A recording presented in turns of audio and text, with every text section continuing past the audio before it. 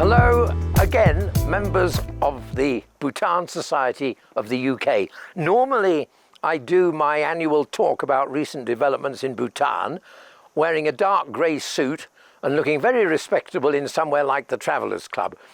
This year, thanks to coronavirus, I'm actually relaxed and it's an informal chat. So please do relax yourselves wherever you're watching this, and let me tell you a few things about Bhutan today.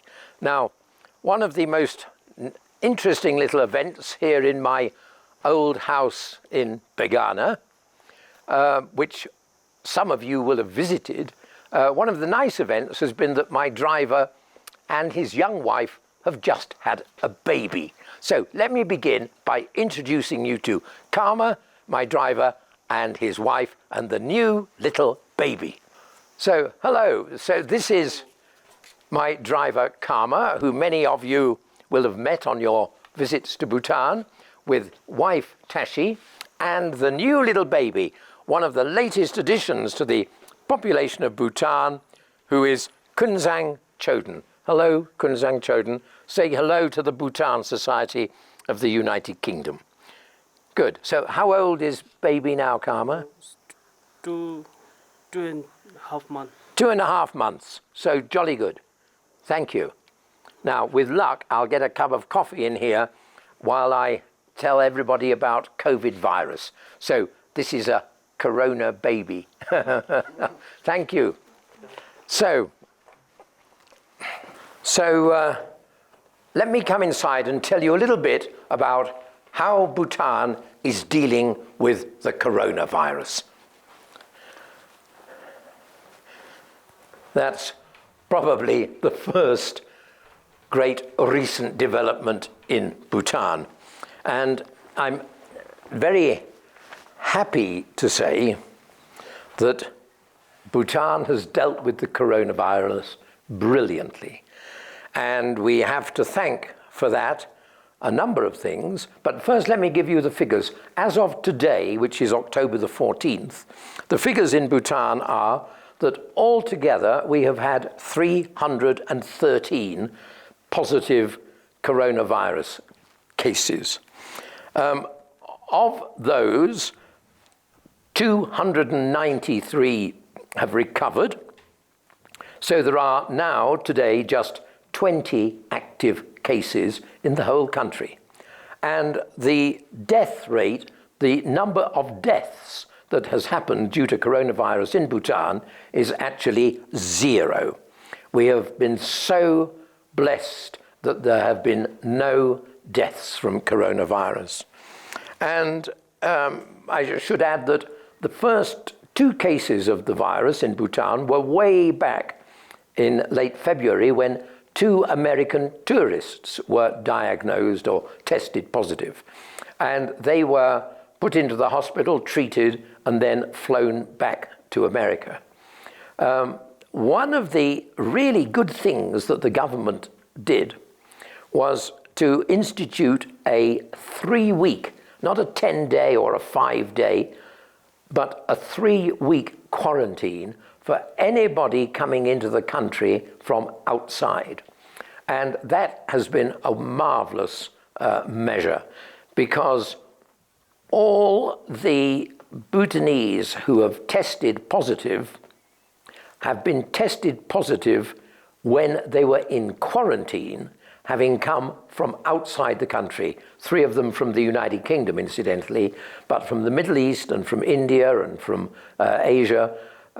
They've all tested positive in quarantine. So therefore, we're so blessed. We have at the moment no community transmission that is detected. And that is why the figures have been kept low. We did have a 4-week lockdown, total lockdown, which everybody obeyed. And driving through Thimphu during that lockdown was unbelievable, because the streets were totally empty of vehicles and people. The only people you saw were a few policemen and a few people in orange uniforms called desups. And the desups are a large group, several thousand, of ordinary Bhutanese who do all sorts of jobs, but have done a special training. And the Desup Corps was set up by His Majesty the King several years ago in order to train Bhutanese from all walks of life, from senior civil servants down to farm workers. And I shouldn't incidentally say down to farm workers, I ought to say up to farm workers, because farm workers have become very important. And they're trained, semi-military training, but they are intended to be able to help in all sorts of emergency situations. If you visited Bhutan, you may have seen Desups at big functions, Setchus or National Day Parade or whatever. They wear this distinctive orange uniform that makes you think you actually are in Guantanamo Bay prison camp. But they look very distinctive, and they have done a marvelous job during this coronavirus time. So we did have 4 weeks lockdown, and that was strictly observed by everybody. And I should also add that I mentioned the 4 weeks quarantine for all people coming into the country. This isn't just self-isolation. This is quarantine in government-provided accommodation, which is guarded, so that you can't just wander in or out if you feel like it. It's actually guarded, specified quarantine. And that has been very effective. And that is why, thanks to the government and to the very active leadership of the King, we are so well placed at the moment, and long may it continue. And I should add, incidentally, the King has been very active, especially going down to the southern border areas, because one of our great dangers is coronavirus coming over the border from India into Bhutan. And the King has been down several times and spent time down on the southern border, looking at all the precautions that are being taken and giving talks to raise the morale of Bhutanese living in the border areas. So we've done very well, and let's hope it continues like that. All the borders are sealed, no foreigners are allowed in, and to be honest, I cannot see international tourism winding up again for quite some time.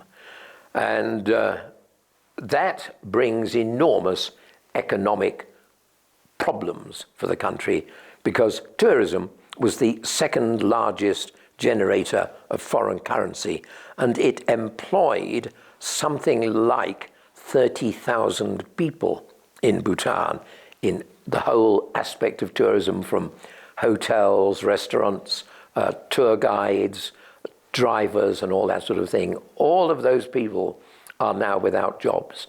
But the King has instituted, rather like the Chancellor of the Exchequer, the King has instituted a support program to provide some monthly money for people who have lost their jobs because of coronavirus. And that is helping a very, very great deal. Now, one of the people who is here, who works in Qatar, who works on Qatar Airways, who came home for her long holiday and is waiting for notice of when she needs to go back to work again, is my granddaughter, Tinley Zam, who some of you will have met. She came to England first when she was aged 2. Now she is a cabin crew in the business class section of Qatar Airways. So I'm just going to go upstairs to say hello. And I should have mentioned, I'm in my old house at the moment, but we're going to take a journey down through Thimphu to my new house. But let's go and say hello to my granddaughter.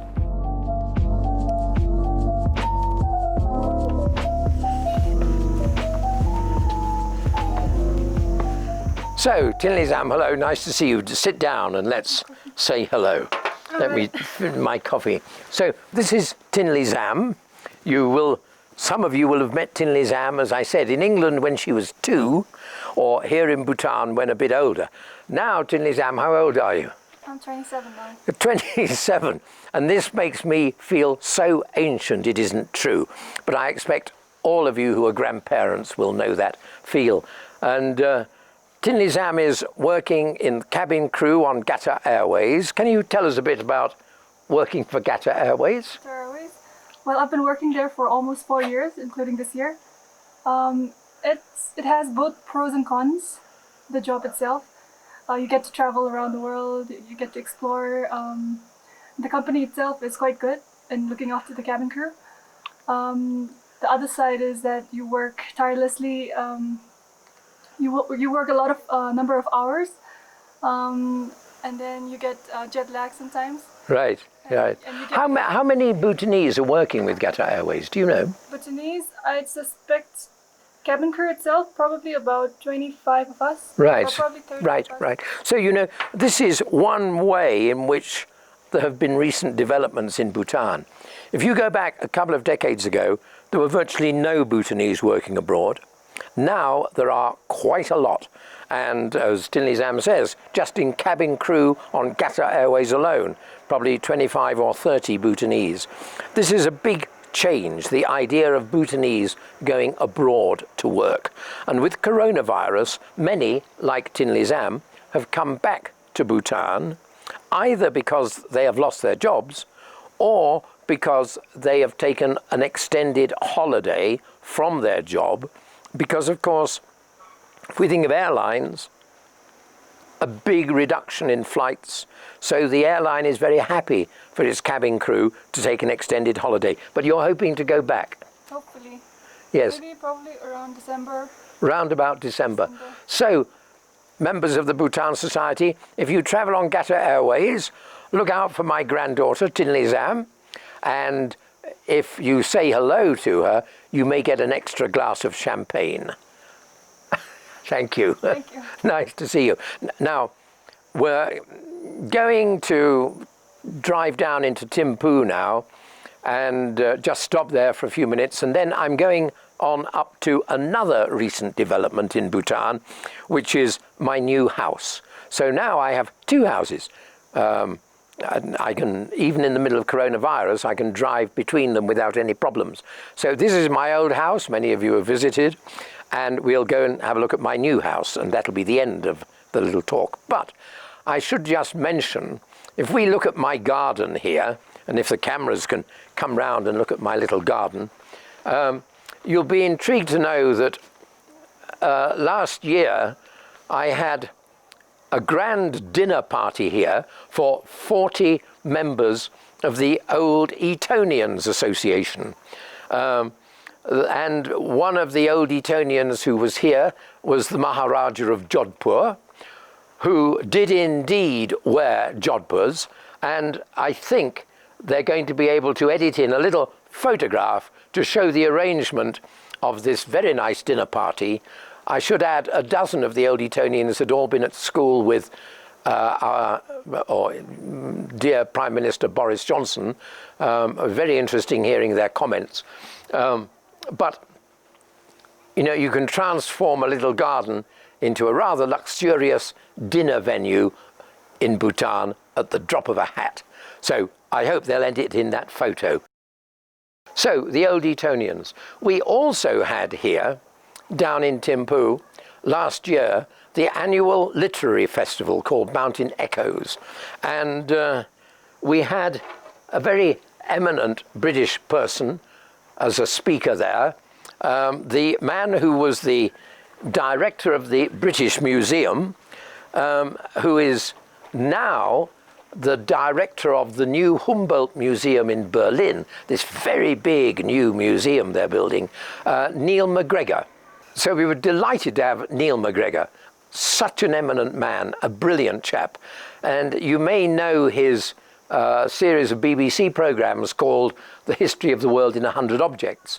And if you do, you may know that one of those programmes about Ashoka's pillar includes references to Bhutan, the king of Bhutan, as the world's last monarch of a Buddhist kingdom. So Neil MacGregor was here, gave a most wonderful talk. He has the ability to take a single object, a plastic comb and talk about it and probe into it, into its background, and turn a plastic comb into the most interesting object in the world. And if you haven't got his book, it's this thick, The History of the World in 100 Objects, I do recommend you get it, because it is a marvellous way of talking about history through objects. So we had Neil McGregor here for Mountain Echoes, and we were going to have Mountain Echoes this year, but of course with the coronavirus that came to an end. But next year it has been very changed, and you may like to think, if it's going to be possible, to come and visit Bhutan for Mountain Echoes next year, but it won't be called Mountain Echoes. It is going to be called the Bhutan Literary Festival. And whereas Mountain Echoes was organised by people in India and sponsored by Rajasthan, and included a majority of people, literary people from India, now the emphasis has been changed. And the Literary Festival, the Bhutan Literary Festival, is going to be very much Bhutan focused and appeal to a broader audience than just the bookworm. So if you're thinking about the possibility of a holiday in Bhutan next year, do think of next August and the Bhutan Literary Festival. And we're hoping to get one or two very prominent British authors to come over, but the focus will be Bhutan. So come for the Literary Festival. Now, let's take our little drive down to Thimphu and see what else there is to say about recent developments in Bhutan.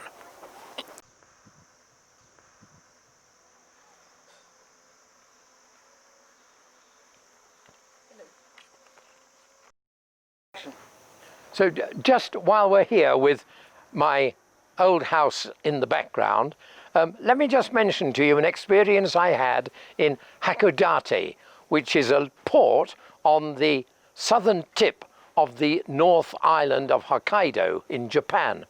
And I stayed 2 or 3 days there a couple of years ago and was doing the sights in the town. And one of the sights in the brochure was House of the First British Honorary Consul to Japan. So I thought, oh, well, I'll go and have a little look at it. And I went up, and it was absolutely delightful. It was a house, a Japanese house, and they had turned part of it into a little museum of photographs and some of the possessions of the first British Honorary Consul to Japan, and the other half they turned into a little cafe. And I actually had a cream tea in this little cafe. Now, completely forgotten about it until a few months ago. My son, Kesang Wongchuk, was up here, and he said, you know, why don't we turn your old house into a little museum, the house of the first British Honorary Consul to Bhutan? And I thought, well, how odd, because that's exactly what I saw in Hakodate. So what we're thinking of is turning the top floor of my house into a little museum with some, bearing in mind this year it's actually 50 years since I first came to live in Bhutan. Not that I've lived here all the time since, but it's 50 years ago I was first here. So the suggestion was to turn the top floor into a little museum with photographs and a few memorabilia over the 50 years, and then turn the bottom half into a little tea shop. And we are beautifully placed because up there is Cherry Monastery and Tango Monastery, and down there is Thimphu. So we're sort of halfway between Cherry and Thimphu. Perfect place if you're visiting Cherry or Tango. Stop for a morning coffee before you go up, or stop for lunch when you come down, or come for afternoon tea, and we'll provide a Devon cream tea. And this would be a little museum for the house of the first British Honorary Consul to Bhutan. So that was an idea from my friend, from my son, but I think we'll try and implement it, because recent history of Bhutan is not well known even by Bhutanese. And so it would be an opportunity to talk about how Bhutan has developed over the last 50 years. But anyway, I'm going on my walk down to Thimphu now.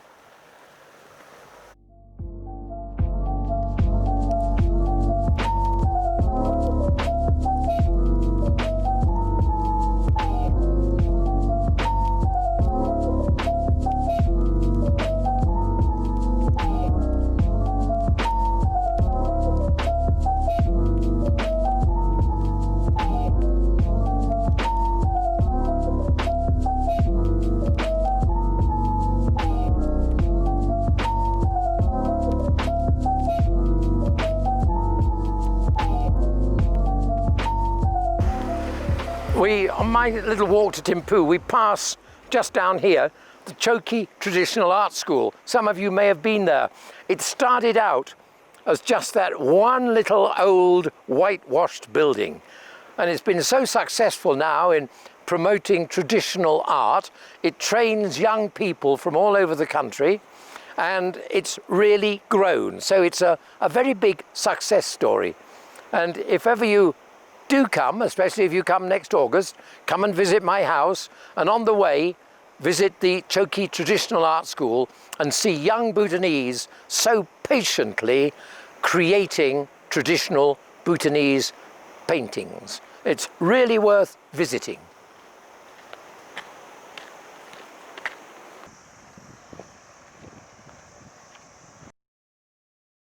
Oh, so let me just have a little sit down and tell you about another very good event which we had here just before the coronavirus in February, organised and paid for by you, the British taxpayer.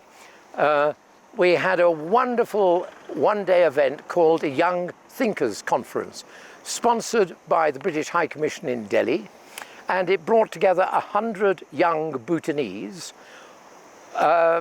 all volunteers, I should add, who are very keen to take part.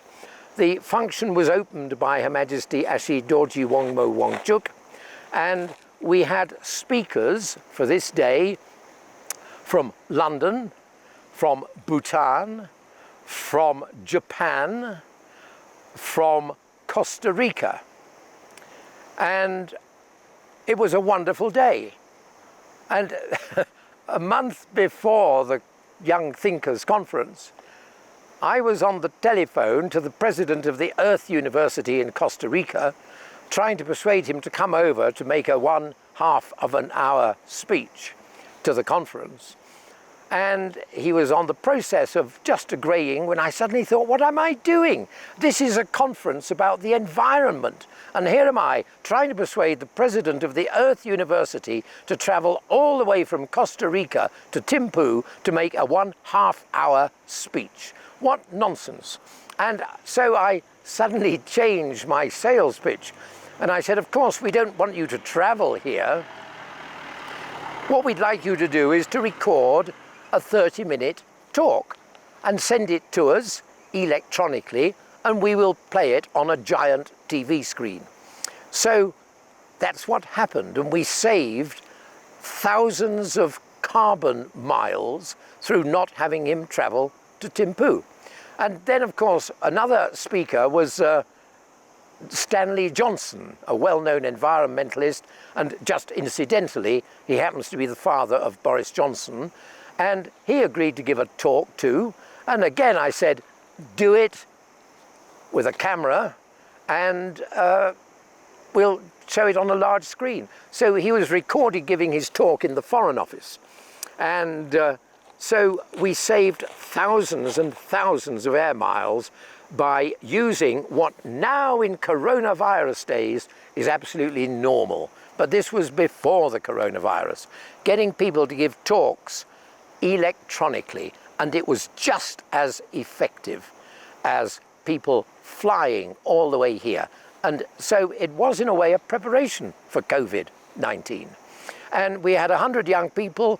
We had 3 people who did physically come over from the Side Business School of Oxford University, and they gave a wonderful series of sessions. Actually, it was a 2-day conference. They gave a lovely series of sessions on leadership and how to use leadership to promote environmental issues. So that was a very successful 2-day conference, sponsored by the British Foreign Office through the British High Commission and organised here in Thimphu. We're very much hoping that in future we'll be able to repeat that sort of event. But our virtual talks turned out to be a great precursor of what we're all doing now for COVID-19. One of the people who also gave a pre-recorded talk, an excellent pre-recorded talk, was the lady who was then the president of COP26, the climate conference that will be hosted in the United Kingdom in December. And she gave an excellent talk. The sad thing was, the day after her talk was shown here in Thimphu, she was replaced by another person to be president of COP26. But she was very good. So I'm going to continue my walk down to Thimphu now. You can see Thimphu down in the distance. And as I sit here like this, I feel like that famous painting of the sailor pointing out across the sea to these two young people saying, over there is America. Well, down there is Thimphu. So let's walk on and I'll see you in Thimphu. So just before we set off for Thimphu, on this corner, let me point out all the prayer flags up there, because this corner is a very holy corner. And the reason it's holy is because the legend has it that a monk in Tibet fired an arrow into the air, and the arrow landed just here from Tibet. The arrow landed just here, and so this was deemed a sacred spot. So this little corner here is called Chandagang, which means the place where the arrow landed.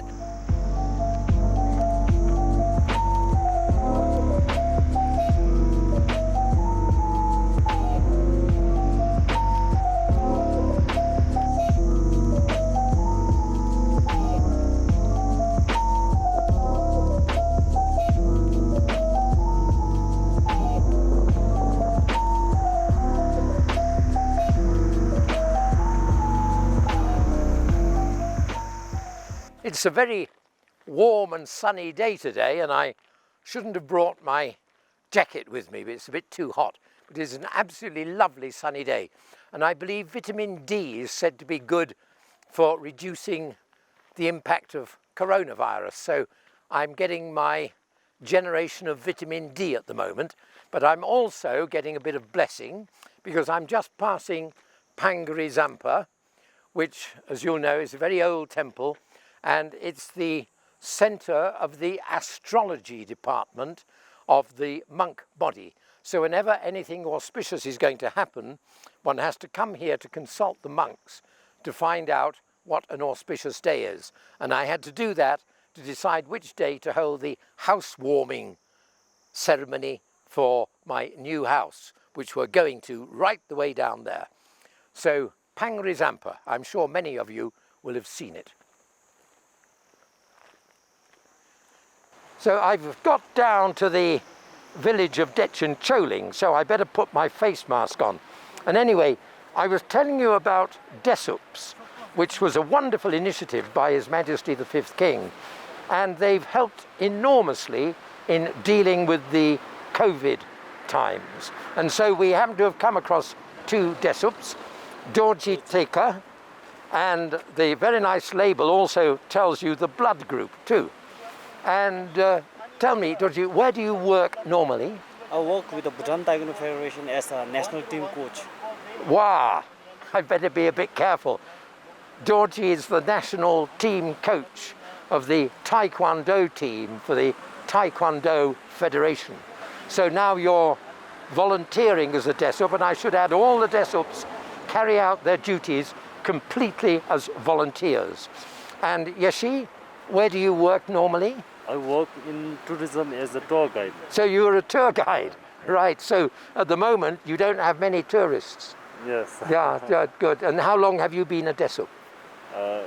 It's not even 3 months. 3 months, yeah. Right. So you did your training in the last batch? Last 39th batch. 39th batch. There are now thousands of young people who've trained as Desups, and I keep saying they should have a special Desup course for people aged over 80. And then I could become a Desup and wear one of these brilliant orange uniforms. Good, well done. I have a lot of respect for the work the Desups are doing. It's excellent. And also here we have a little check post. Because offices were closed for a number of weeks, there's been a problem registering your car or getting your fitness certificate. So the Road Safety and Transport Authority has set up a little roadside check post here where you can get your car fitness checked. And this is a very good thing, of course, as we have more and more vehicles in Bhutan. Do you know how many vehicles we have in Bhutan now altogether? Anybody know? No, nobody knows, but there are a lot. So this is a Road Safety and Transport Authority, and I'm actually going to send my car down to be fitness checked by them. Very convenient, but very well done. You do some good work. And you know, my neighbour in my new house is your former director, Dashulam Dorji. Okay. Yes, so we live next door to each other. So can one of you look at my car if I send it down? Sure. So here I am. They've brought my motor car down and we'll get it fitness certified. So let's hope I pass. The Road Safety and Transport Authority was set up a long time ago to set standards for vehicles and for road safety, the highway code, and all that sort of thing. And the growth in vehicles in Bhutan has been remarkable. When I first lived here 50 years ago, there were approximately 47 vehicles in the whole kingdom. Today, I don't know how many there are, probably 70,000. And the majority of them are all stationed here in Thimphu. So the work of the Road Safety Authority has become ever more important. So, which bank? Right, BOB. BOB. So I'm now just giving my bank account number. So I'm using a thing called MBOB, which is run by the Bank of Bhutan, and it's an online payment system which is absolutely brilliant. And you feel terribly reassured because every time a deduction is made to your account or money is paid into your account, within seconds you get SMS to tell you so. So you can immediately check. And this MBOB, this electronic money transfer system, is state of the art. And I think it's better than anything I've found in England. Wonderful. Namaste Kadinche. Thank you very much indeed. Thank you. Thank you.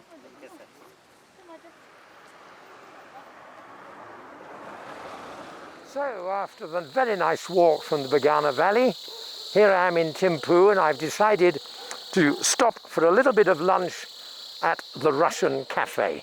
And it's set above this wonderful garden, the Ludrong Garden, where we filmed the video with Dasha Benji.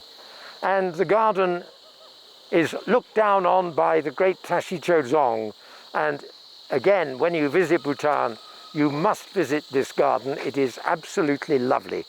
It was set up by Her Royal Highness, Her Majesty, the Royal Grandmother, in memory of her family, on a big acreage of land she owned here. And rather than having blocks of flats built on it, she preferred to turn it into a garden for the benefit of everybody and to preserve the beautiful view of the Dzong. And overlooking it is, believe it or not, a Russian cafe. And here we are. This represents recent developments in Bhutan. That here in Thimphu, I can actually come to a genuine Russian cafe, where, among other things, you can get wonderful borscht. There's a little app called Druk Trace. And when you go into somewhere, a shop or a cafe, you have to register your presence by pointing your mobile phone there, and it says successfully scanned, and now my phone number is recorded that I have been here at the Russian cafe, so it makes tracing very easy. And one of the very good things the Bhutan government has done is to have an effective track and trace system. And I agree it's easier to trace people here in Bhutan, but it really works very well indeed and is very efficient. Hello. Now, if I could have a cappuccino, and I think I'll have some hummus for lunch. Sure. Thank you. I'll be sitting outside.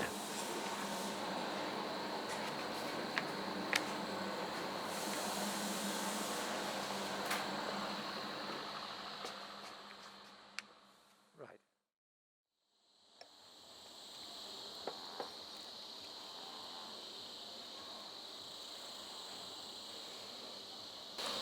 So here I am in the Russian cafe, and I've got some delicious hummus and beautiful French bread. I found it always, I've tried 2 or 3 times, drinking a cup of coffee with a mask on, but I've discovered all it does is make the mask very dirty. So I'm going to take my mask off. And while I'm having my lunch, let me tell you 1 or 2 more things that have happened during the last year. I still continue to run the Royal Tutorial Project, which makes educational television programs, and we've sort of branched out a bit. So a few weeks ago, we made a short program, a message of greetings from Her Majesty Ashidorji Wongmo Wongchuk to the Edinburgh International Cultural Festival, which is part of the Edinburgh Festival, and that is on the website of the Edinburgh International Cultural Festival. And also, my people in the Royal Tutorial Project are making this little video for you for the annual general meeting of the Bhutan Society. And you can see what a wonderful view it is from here. And years ago, just down here was the cremation ground of Thimphu before it moved to the river. So some very eminent people, including the late Prime Minister Jigme Dorji, who, as you know, was assassinated down in Phuntsholling Soling in the 60s, he was cremated here, along with a number of other eminent Dorji family. You may recognize this garden because on our website of the Bhutan Society is a little talk by Dashobenji Dorji, which was done down in this garden. I highly recommend it. It's a lovely spot, and this hummus is absolutely delightful. So this year, we have just sent over to the United Kingdom 4 Chevening scholars. We were very lucky this year to get 4 Chevening scholarships. 2 of them have gone to the University of Glasgow, and 2 of them have gone to the London School of Economics. And I hope that there'll be the opportunity sometime in the next year for you to actually meet them at some function, when functions become possible.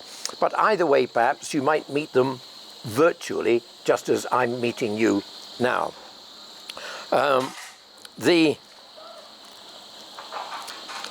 You may have noticed that one of the Desups we met, he was a tour guide.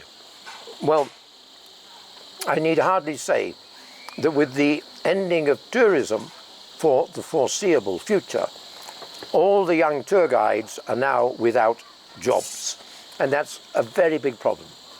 The King has started a wonderful initiative called Build Bhutan, and under this initiative, young people who have lost their jobs through the collapse of tourism and for other reasons are encouraged to think about working in the construction industry. Now, in the past, all that work has been carried out by Indians, and the idea is to try to replace the Indian labor with young Bhutanese, but to give them training, good training, so that they can be proud of working in the construction industry.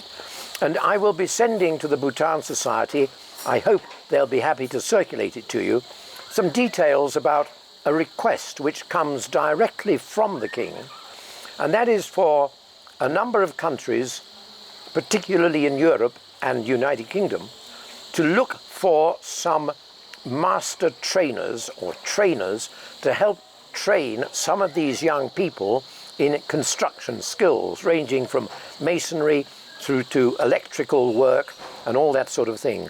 I'll be sending the Bhutan Society some details, and I hope they'll put it on the website. But if you do have any contacts at all with people who have been trainers in the construction industry, or with big bosses of construction firms who run apprenticeship schemes and training schemes, who might think of seconding a trainer to Bhutan for 6 months, or if you know anybody in the armed forces who is involved in training, for example, in electrical work, and who might be interested from 6 months secondment to Bhutan, do get in touch, because this is a marvelous project. It's a once-in-a-lifetime opportunity for the government to reorient the thinking of young people towards all those jobs which have not been popular in the past.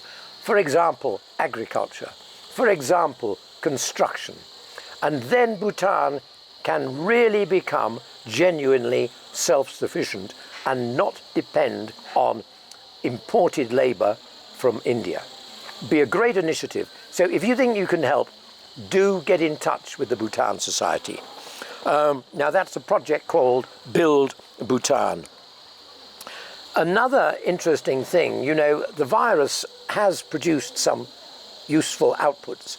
Another thing, when the schools were closed down, the Ministry of Education started an e-learning project, and 500 teachers volunteered to help produce educational television material for kids to study at home.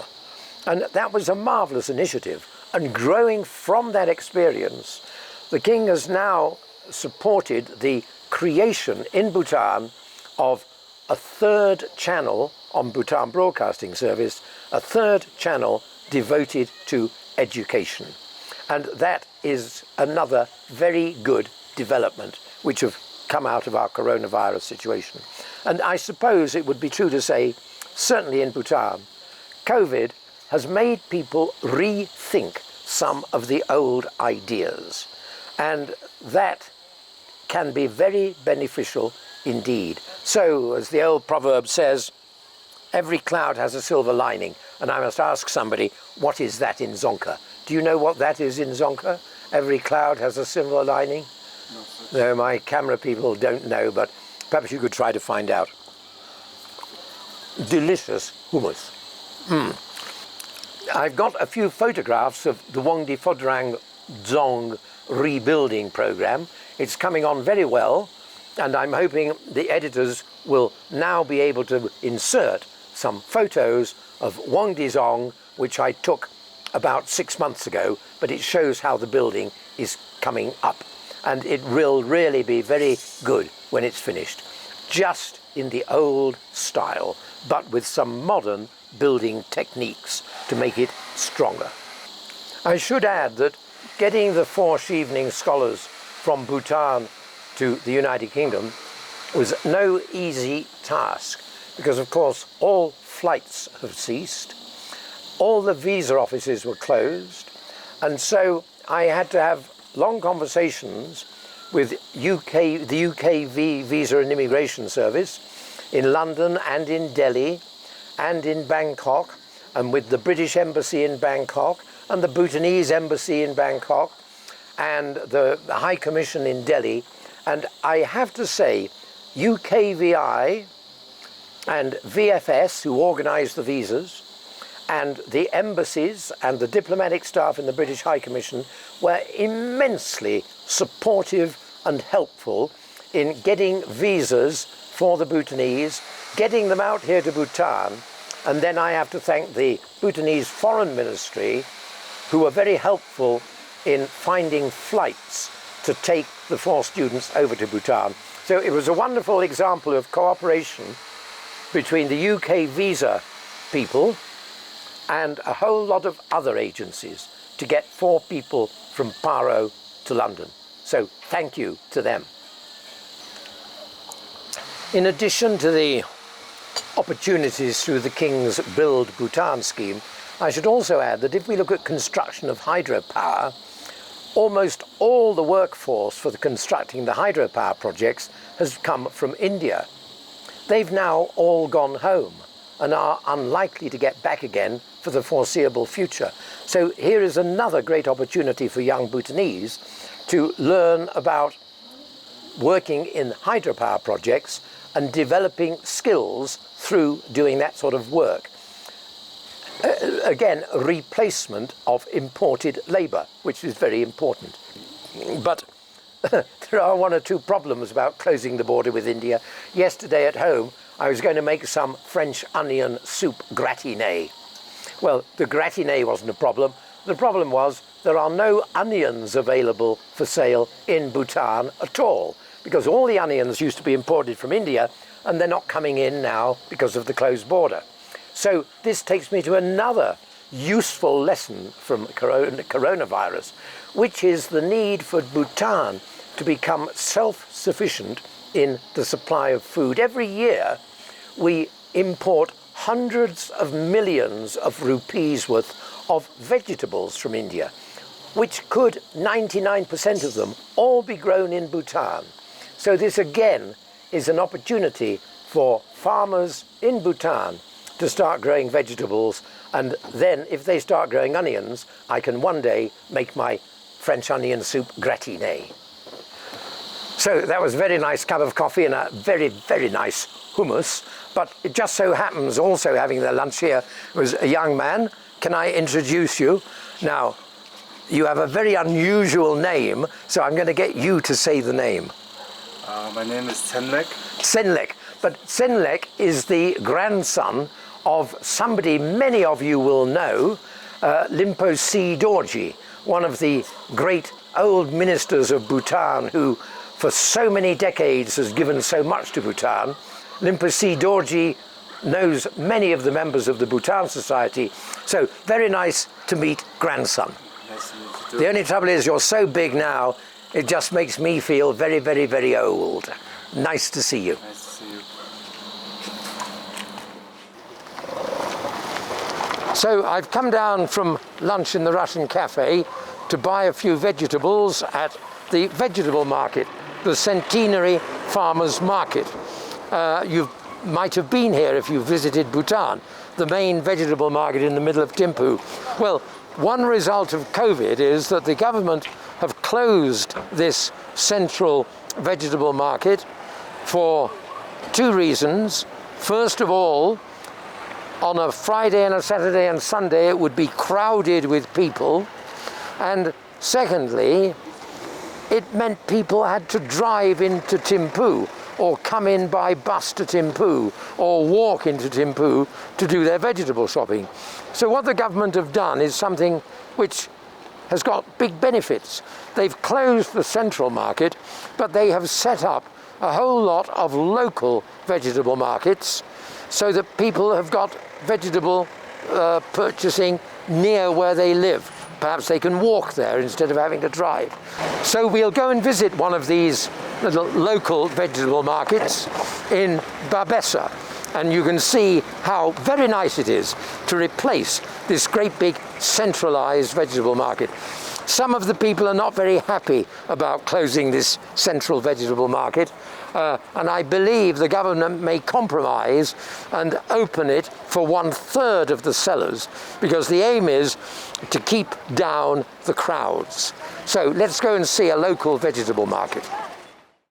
So we're still in vegetable market area, which you may recognize, and even though the central vegetable market is now closed, nevertheless there are lots of shops here which are still open, and so we still get quite a busy area around here. And as you'll observe,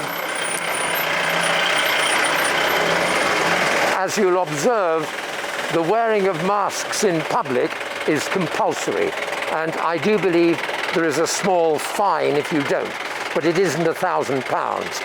But this is Sobji Bazaar area, still busy. So let's go and find a local vegetable market.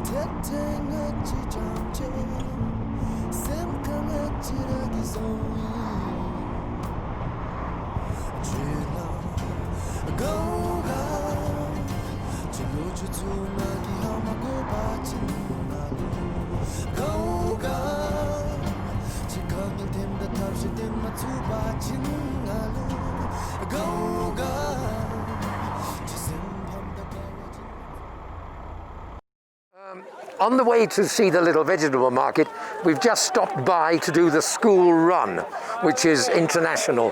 We've come to meet my grandson, Chunku, who is wearing his mask properly. And this is my grandson, Chunku. You can take your mask down so people can, yeah, up again. And Chunku has visited UK several times. And here's his best friend, Rinchen. Rinchen, come and say hello to everybody in the United Kingdom. Hi. And school runs exist here just as they do in UK. And all schools are open, but as you see, everybody has to wear a mask all the time in the school. And so, Chunku, we've come to say hello. We're on our way to a vegetable market. Say hello to members of the Bhutan Society of the UK.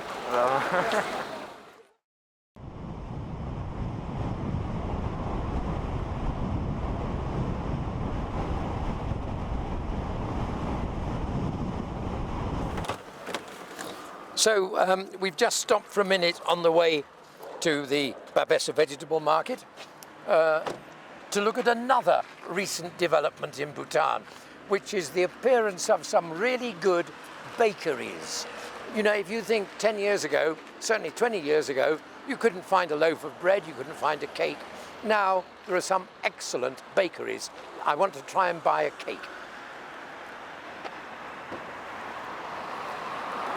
So, as everywhere, hand washing or sanitizing facilities. So, you know, with pure, pristine, unpolluted air plus hand washing, we do quite well here.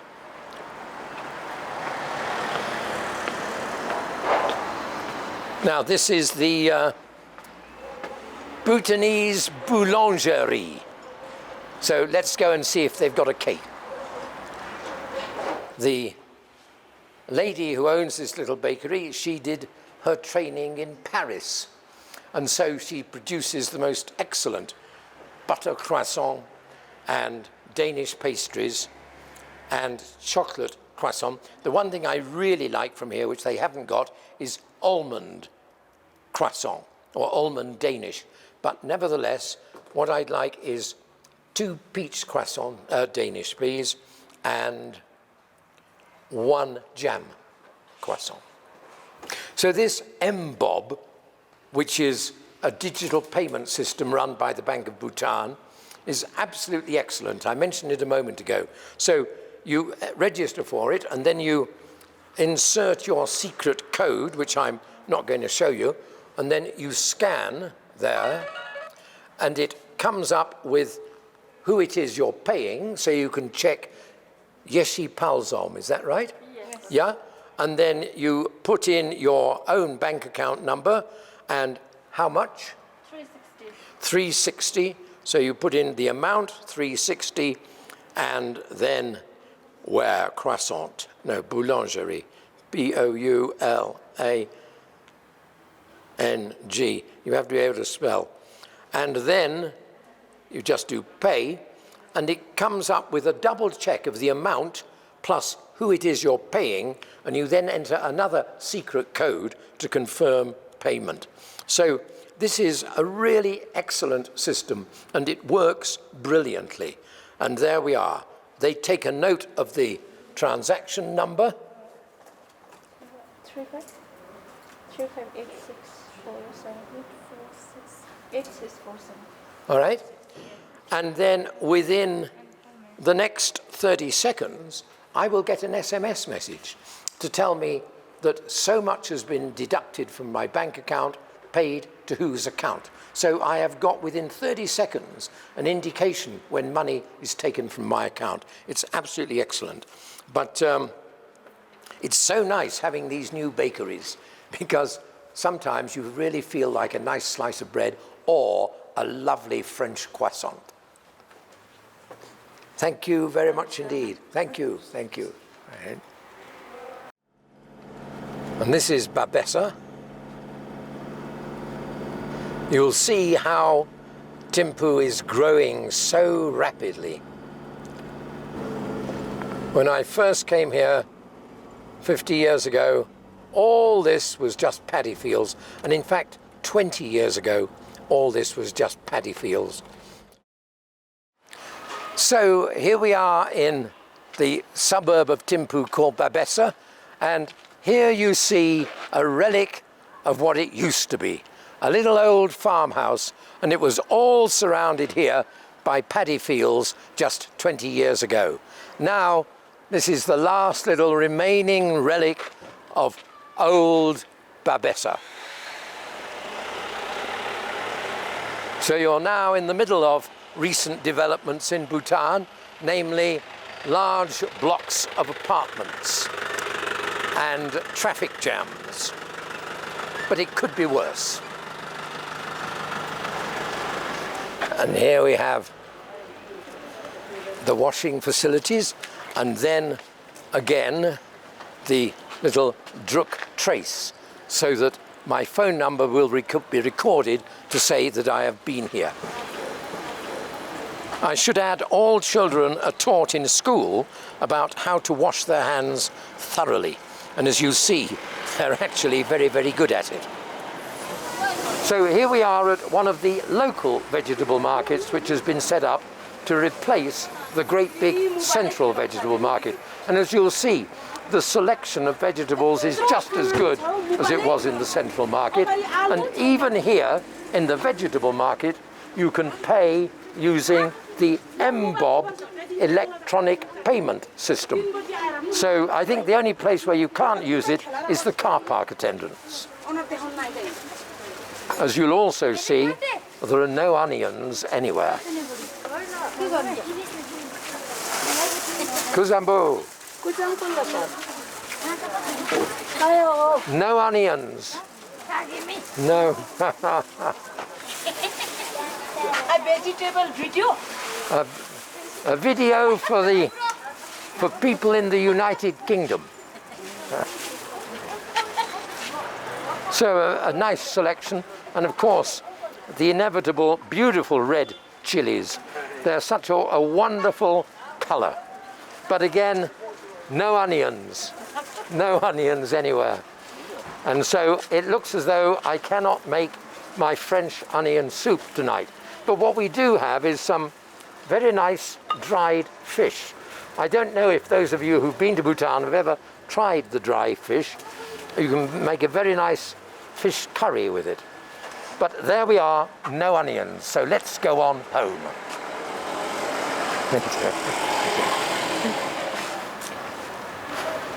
So, and here are two more Desups, recognizable because of their bright orange uniform. As I say, it does look a bit like Guantanamo Bay. But Karma, we're talking to members of the Bhutan Society of the United Kingdom, Hello. which you know very well indeed. Yes. Because Karma was for 2 years? 4 years. 4 years reading a master's degree, 2 master's degrees, at the Courtauld Institute of Art in London. So Karma, say hello to a lot of people you know. Hello everyone. Take your mask down for a second so they can all see what you look like. That's Karma. And so you're being a Desup now? Yes, I am being a Desup, and I, with my friends, some of them they've gone to a meeting Right. at another place. So usually we're about eight of us. Right. And we patrol the neighborhood, Right. as in we observe if people are crowding. Right. So we prohibit them from crowding. Right. And then we advise them to put on masks, Put on and wash hands. wash hands, yes. We just had 2 little boys who washed their hands there, and they did it perfectly. They must have been taught at school how to wash their hands. And Shoang, what do you do normally? Hi, hello, first of all. So actually, previously I'm working as a tour guide. Right, so we met another Desup who was a tour guide, Yeah. yes. And then right now, so we don't have any work due to No, it's a problem, isn't the it? pandemic. Yes, So then now I'm just working as a this for Right. Right. But it's very good. You're doing it voluntarily, so I mean, it keeps you occupied. And there's an English proverb that says, "The devil finds work for idle hands." So this is keeping you out of the devil's work. Very good. Okay, thank No, but well done. And Karma, you've reminded me, we must make a Royal Tutorial program about the science of art conservation. Of course, yeah, I'd be more And happy to do that. Jamyang, who is filming us here, he works for us in the Royal Tutorial project, and he will remember, and you're going to, if you would, give him your phone number. Of course. So that we can get in touch with Yes, you definitely. and think about it, be Sure. thinking about it. Very nice to meet you. Thank One you. of the lovely things about Thimphu is you can't walk for more than 5 minutes without meeting somebody you know. Bye-bye. All right, bye, thank you. Michael.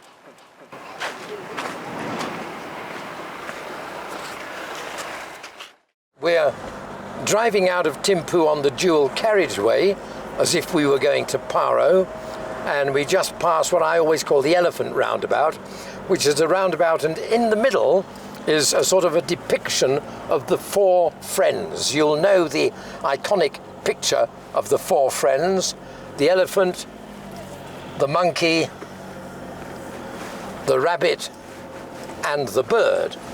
And you'll know, I'm sure, the story of the 4 friends because you're all experts on Bhutan. But it's a rather nice theme for a roundabout. So now we're on the road in the direction of Paro, although we're not far out of Thimphu. We're actually still in the city area of Thimphu, and we'll be coming up in a moment to the big chorten built in the middle of the road to bless everybody travelling on the Thimphu Paro Wongdi Phodrang road. And you'll see we're 142 kilometres from Phun Soling. And here's the very nice chorten to bless the traffic.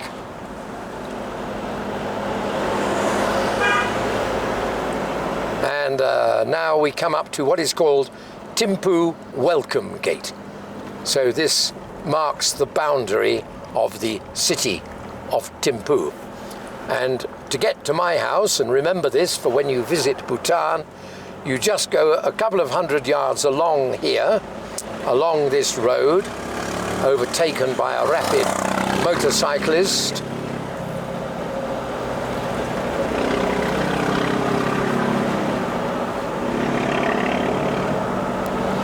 And then in a moment we'll take a left turn off the main road and up a rough road going up and up and up.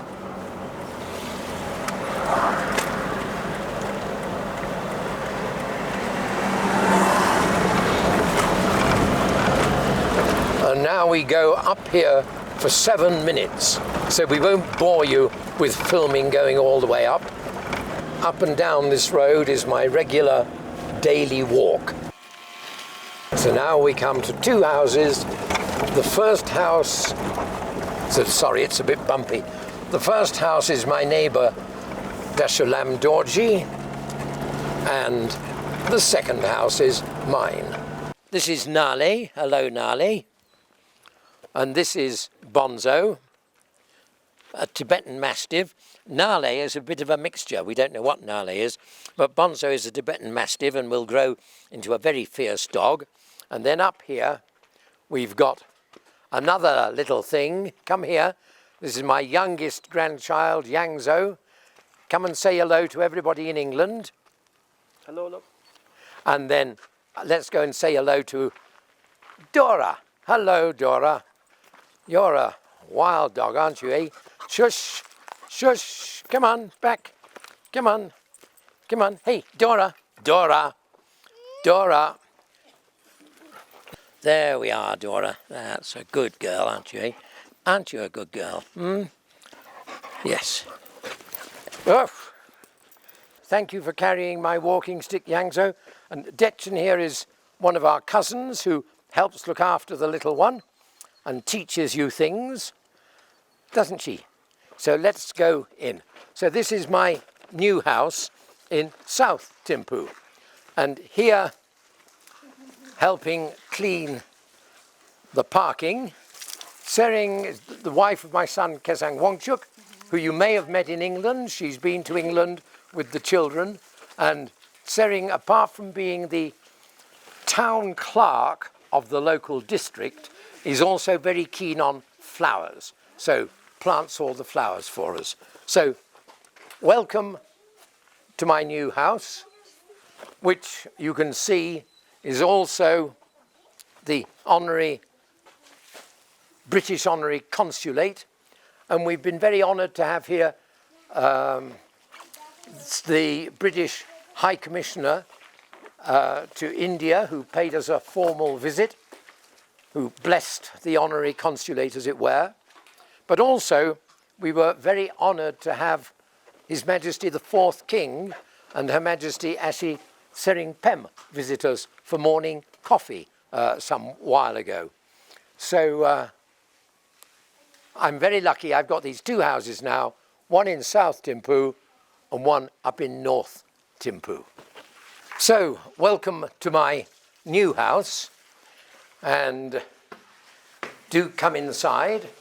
And we have it arranged so that my son Kesang and his family live on the ground floor, and I live in isolation up on the first floor. So do come up. And going up and down these stairs keeps me fit.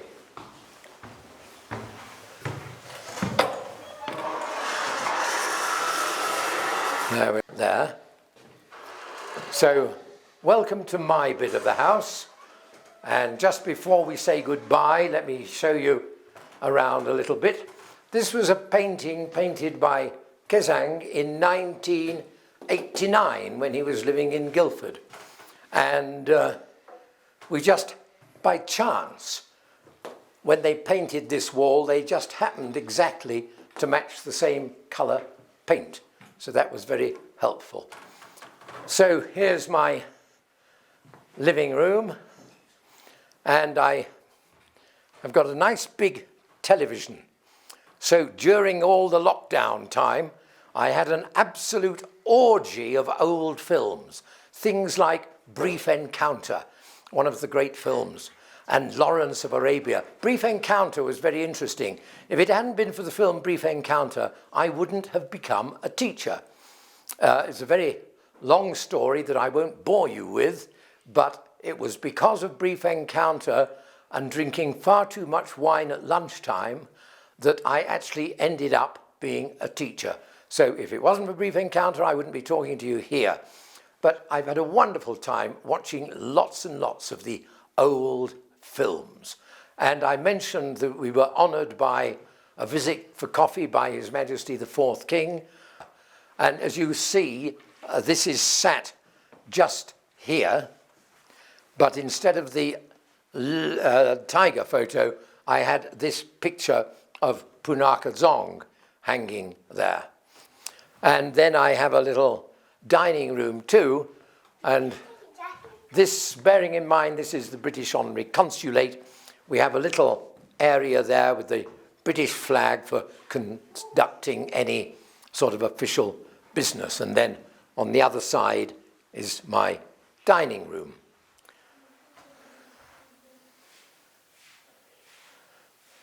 So I do hope that before too long, it'll be possible for some of you to visit Bhutan, either for the first time or on a repeat visit.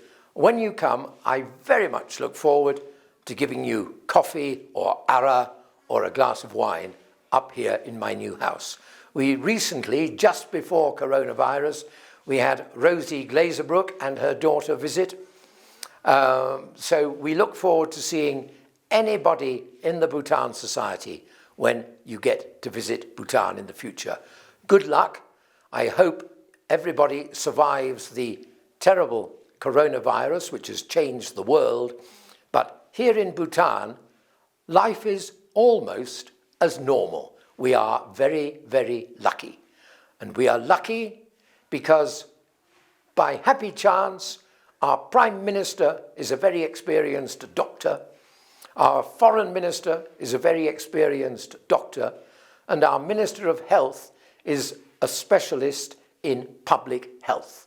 And they too are given guidance and led by His Majesty the King. So we're so lucky here in Bhutan. Very nice to talk to you all.